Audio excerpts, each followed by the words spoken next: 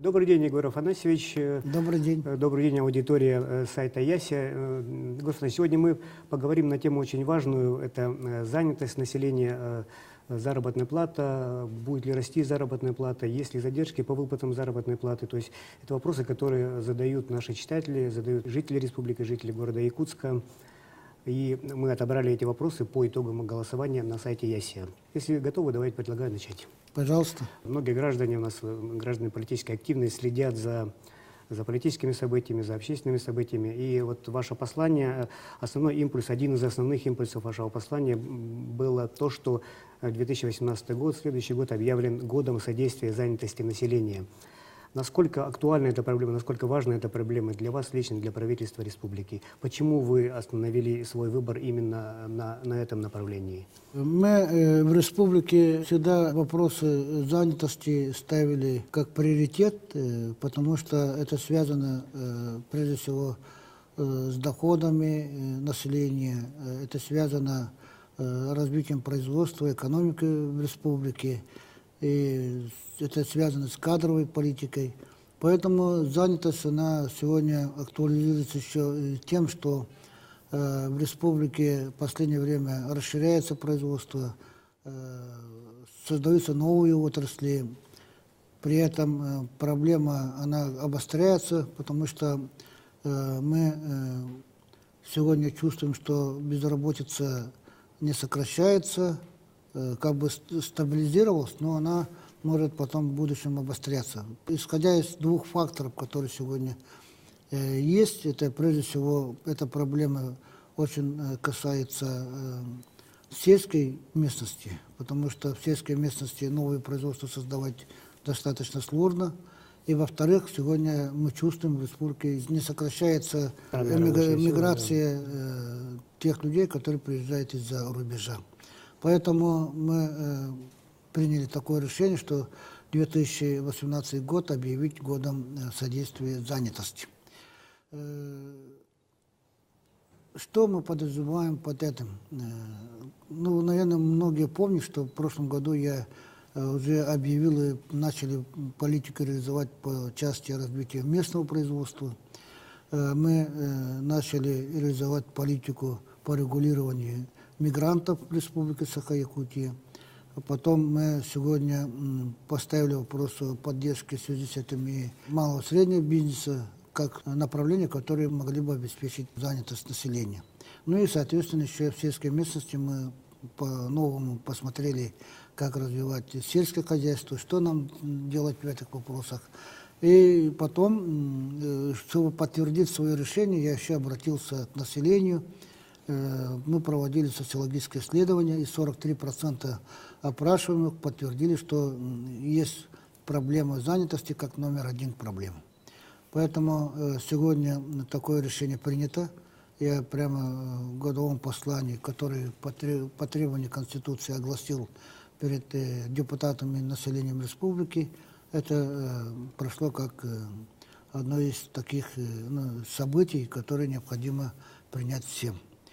Далее, вопросы занятости, они прежде всего связаны с тем, что нам необходимо создавать рабочие места. Создавать рабочие места везде, и в промышленных районах, и в сельской местности. В частности, и в промышленных районах всегда была проблема, потому что, вот вы видели, в прошлом году, в неуходящем году есть проблема у алмазной компании в Мирнинском районе. Мы помним лет 5 назад, насколько остро стояли вопросы занятости, например, в Мирнгенском районе, в моногородах нашей республики, их 6 штук. И по ним мы очень много работы провели, как бы решаем. И сегодня постоянно стоит вопрос и в сельской местности. В сельской местности речь идет о том, что мы должны создать такие условия, чтобы люди занимались тем производством, которые давали бы доходы. Мы говорим, что сельскохозяйственным производством, создавать фермерские хозяйства, семейные хозяйства. Нам необходимо создать такие рынки, где можно было наши продукции продавать, то есть мы должны продвигать свой бренд, якутский бренд.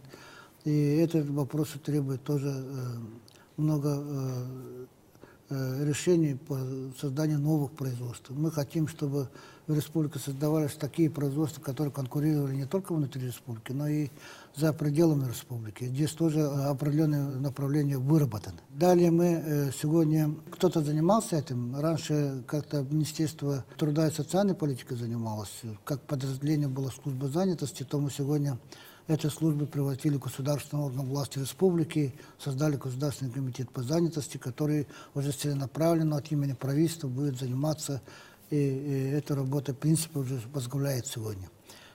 Исходя из этого, в прошлом году, например, наших ребят было очень много достроено в промышленных районах, промышленных предприятиях. Это очень важный аспект, потому что население спрашивает, где наши ребята, где наши специалисты именно в промышленных районах. Мы приняли указ главы республики о том, что регулировать наших мигрантов, более жесткие условия мы поставили. Во-первых, мы для мигрантов поставили с точки зрения барьера, как установление более высоких патентов, самый высокий патент в Российской Федерации. Мы усилили требования по отношению привлечения этих мигрантов на те отрасли, где может наш человек работать. В сельском хозяйстве, в транспорте, недропользовании, строительной отрасли и так далее. Главное, чтобы наши люди пошли работать в эту отрасль. Поэтому очень много мероприятий мы должны реализовать, очень много дел должны делать. И здесь, конечно, нужен и общественный контроль. И нужен и заинтересованное участие самих руководителей предприятий. Почему? Потому что мы, не секрет о том, что наши руководители считают свои деньги, считают свою экономику предприятий, финансы предприятий, и думают, что если привлекут мигрантов, то им заплатят меньше зарплаты. Дешевле будет обходиться, да, социальный пакет там не надо платить и так далее.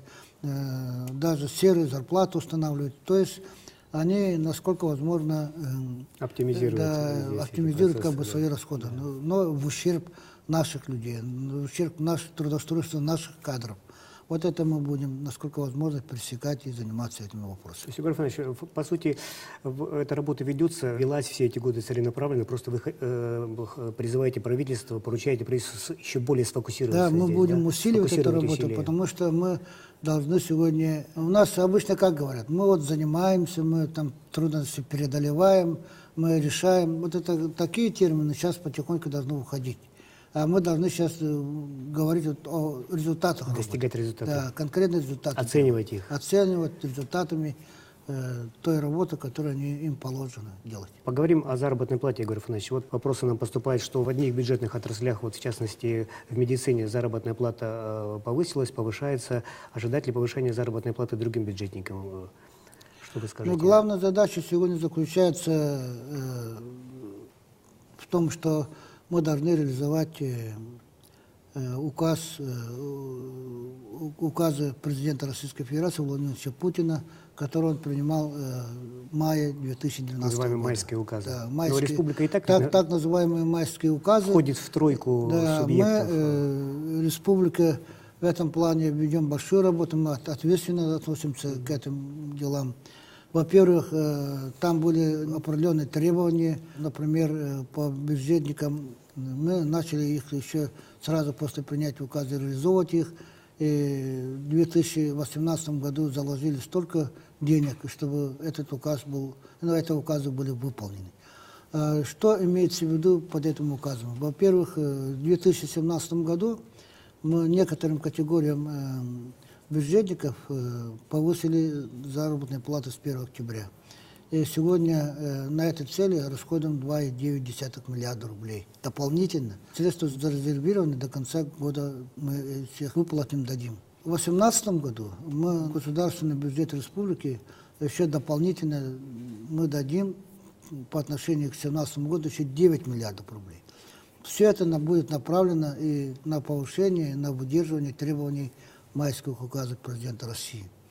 Что кроется за этим? Это будет касаться 12 категорий бюджетников, это будет касаться 58 тысяч бюджетников, по которым вот это будет затрагивать. И, соответственно, расходы будут очень большие. Конечно, мы напрямую несем ответственность за оплату труда бюджетников, прежде всего.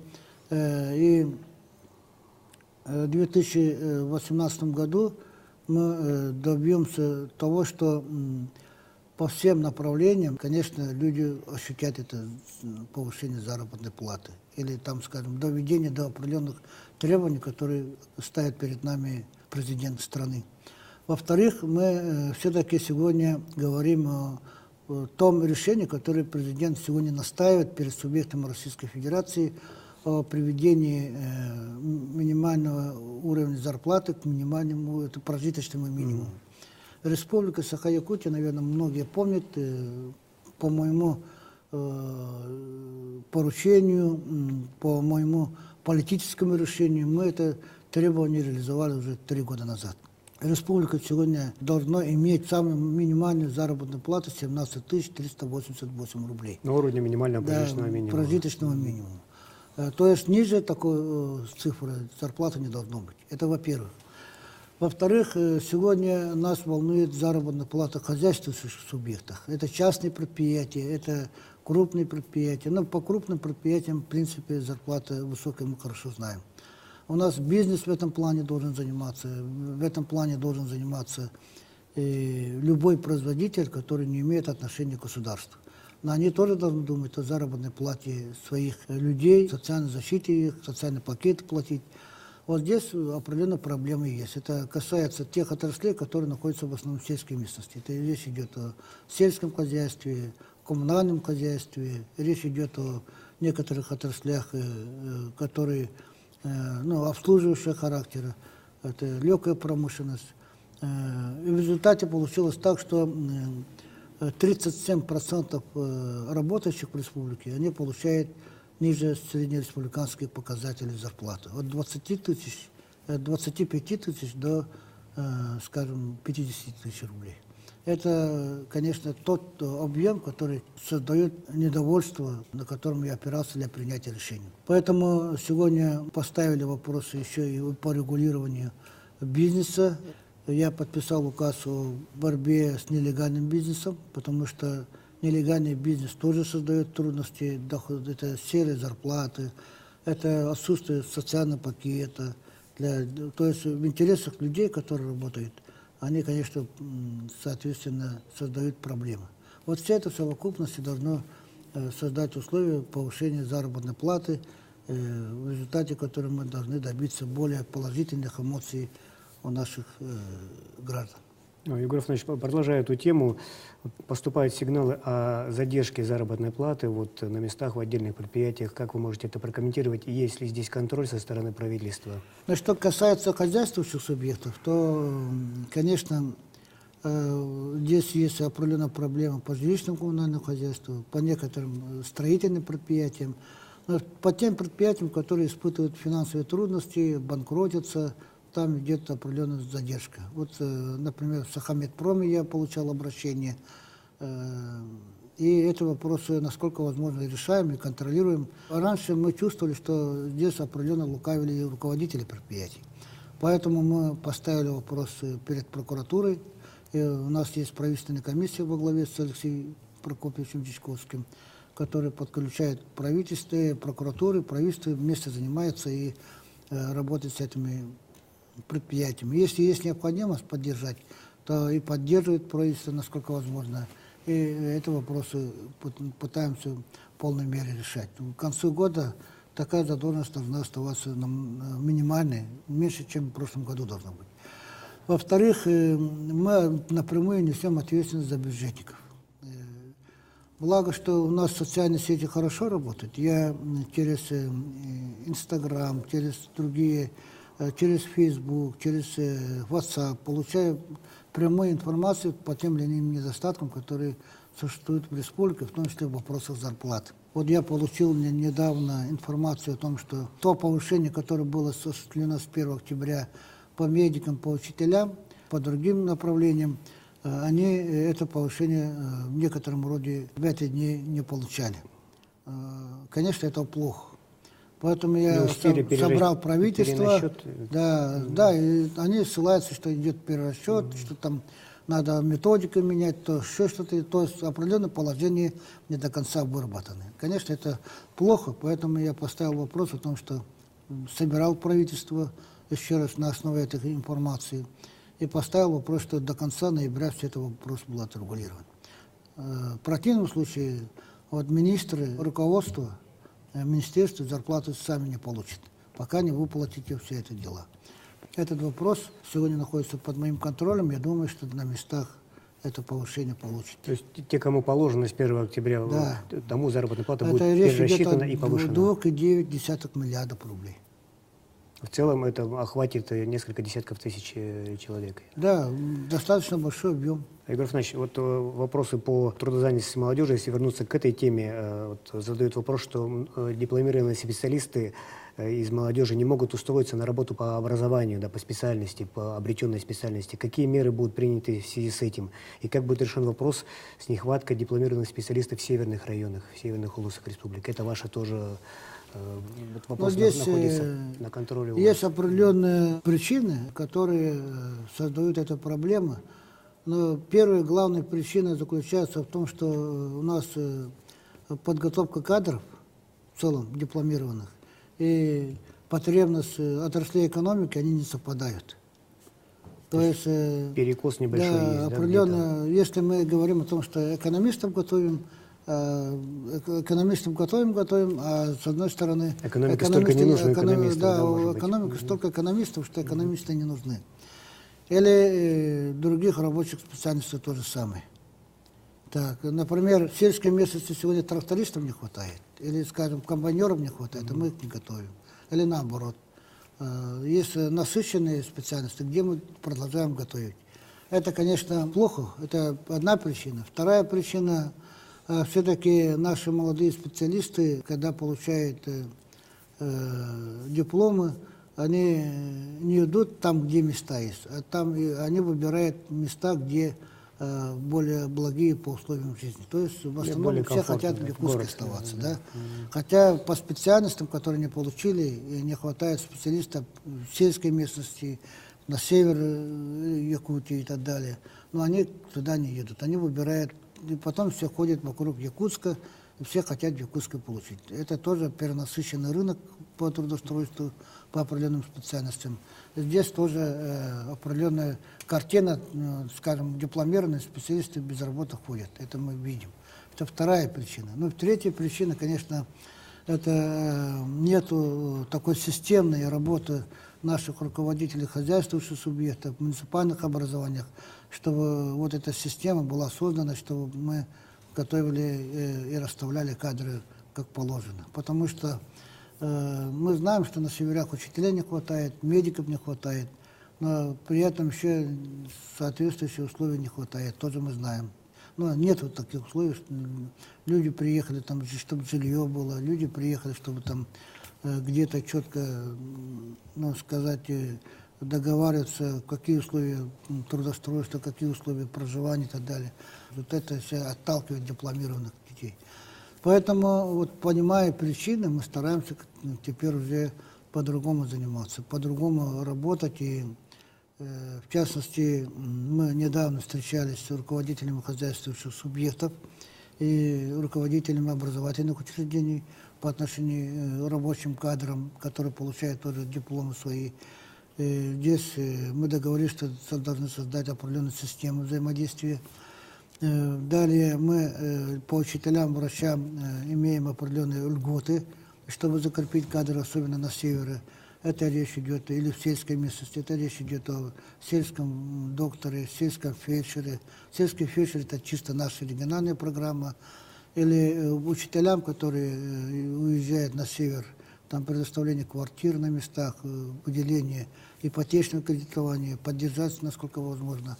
Все это механизмы есть. Поэтому, ну и, соответственно, в последнее время, особенно в сельской местности, мы начали очень много проектов реализовывать в пределах нашей общей задачи развития села, программа села пятилетняя, и там предусмотрены условия, чтобы создавались условия более благие, в частности, включение централизованного отопления жилья, благоустройство жилья, строительство там, дорог и так далее. Эта работа сегодня активизировалась. И я уже наблюдаю, что во многих селах уже молодежь тянется. Это очень важно, и эту позицию надо... Остается или даже возвращается обратно, может быть? Возвращается. Вот я буквально позавчера был в горном районе, увидел самые отдаленные деревни, Кептень. Там много новых домов. Я спрашиваю, чьи дома? Они говорят, молодежь строится. Это же прекрасно. Поэтому спрашиваю, кто? Они говорят, учитель, кто? То землестроитель. Это же очень важно. Вот такие картины должны сейчас видны во всем населенным пунктам республики. Игорь Александрович, подводя итог нашего сегодняшнего разговора, можно ли сказать, что, по сути дела, вы сейчас предпринимаете целый комплекс усилий, чтобы здесь стабилизировать, нормализовать, развить ситуацию именно в сфере трудозанятости, в сфере стабилизации, повышения заработной платы, чтобы для создания более комфортных условий для проживания на всей территории республики, и в столице, и в крупных городах, там, где работают промышленные предприятия, и на селе, и в Арктике? Но, понимаете, есть несколько понятий, которые я при общении с людьми чувствую. Во-первых, конечно, население, особенно вот в сельской местности, ну и в других населенных пунктах, обращает наше внимание, чтобы мы их поддержали. Да, я понимаю, что поддерживать надо. Потом я сегодня хотел бы все-таки в связи с этим сделать такое, довести умозаключение о том, что у государства, у правительства есть такое понятие решить проблемы и поддержать по тем или иным проблемам наших людей. Вот, решить проблемы, когда мы берем тему и говорим, вот мы эти вопросы решим. В этом случае мы ищем ресурсы, финансы, и вкладываем столько, сколько в эта проблема была снята. Вот таких вопросов у нас достаточно много было решено. Даже вот, очень такая злободневная, очень сложная тема была по обеспечению жильем детей-сирот. И помню, 5 лет назад, когда начали разбираться, там тысячи и тысячи детей-сирот не имели квартир. Мы тогда сказали, надо решить. И мы выделили несколько миллиардов рублей, чтобы для них приобрести квартиры и эту тему решить. А потом уже поставить в очередь уже после решения этой проблемы, чтобы каждый год потихоньку уже предоставлять квартиры. Вот этим мы сегодня занимаемся. Мы тогда вложились очень много. А с другой стороны, есть проблемы, которые мы не можем решить, скажем, в полном объеме. Это речь идет, например, обеспечение жильем многодетных семей. Их очень много, мы не можем обмануть себя и обмануть людей о том, что мы все эти проблемы решим. Но мы поддержать должны. То есть более сложные, более приоритетные такие направления берем и говорим, вот многодетным семьям. Более 5 детей мы будем квартиры предоставлять, поддерживать квартирами. Когда более 5 детей начали очередя создаваться, их тысячи и тысячи. А мы в год даем, например, 100-150 квартир для таких семей. Значит, мы их поддерживаем. Мы не решаем, но поддерживаем. Поэтому вот понятие решить и поддерживать – это две разные вещи, по которым и государство занимается. Вот это первое я хотел вот с учетом этого определить. Но самая главная задача сегодня, речь идет о том, что мы должны создать условия доходности, повышения доходов населения республики. И здесь мы должны понимать, что доходы повышаются не за счет государства, обычно так иногда думает.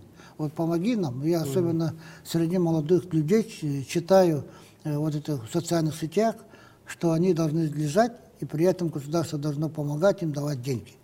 Вот давайте нам деньги, вот в Дубаях так, там в США так и так далее. Это не так, это неправда. А вот мы должны получать доходы только через труд. Через труд, через работу, через деятельность определенную. Но при этом, если не получается, то мы должны поддерживать. Как этот труд создавать, чем заниматься и так далее. Но мы много времени тратили, например, по строительному комплексу. Я помню, что когда в 2011-2012 годах я непосредственно ходил по строительным предприятиям и говорил, Вот остановите иностранных наших мигрантов, Дайте примите своим наших рабочую ребят. силу. Да. Да. Мы занимались этим. Я непосредственно поручение давал. Сколько вот этих предприятий принимали наших, непосредственно давал, ходил. Но наших ребят принимали, а через полгода они исчезали. Почему? Потому что они не привыкли работать, трудиться. Да, это и есть проблема. Но надо сегодня создать так, чтобы люди наши, молодежь наша тоже привыкла работать, трудиться. Вот эта проблема сегодня, в этом плане мы будем поддерживать, чтобы так происходило. Поэтому сегодня наша главная задача создать рабочие места, чтобы человек трудился, получал доходы. Вот это есть и занятость, это и есть доход. Я другого варианта не вижу. Чтобы потратить, надо сначала произвести, сказали вы в своем послании. Да, я в своем послании так и говорил. Сначала надо заработать, чтобы мы что-то делали, что-то как-то развивались. А то мы, если будем говорить, то, что говорим, деньги не появляются. А деньги появляются тогда, когда доходы появляются, тогда, когда мы трудимся, что-то производим, какие-то услуги делаем.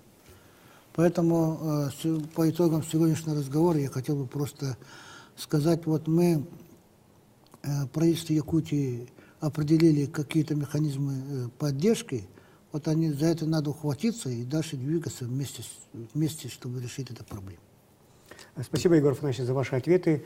Ждем вас и в дальнейшем в студии программы «Главный вопрос». Спасибо.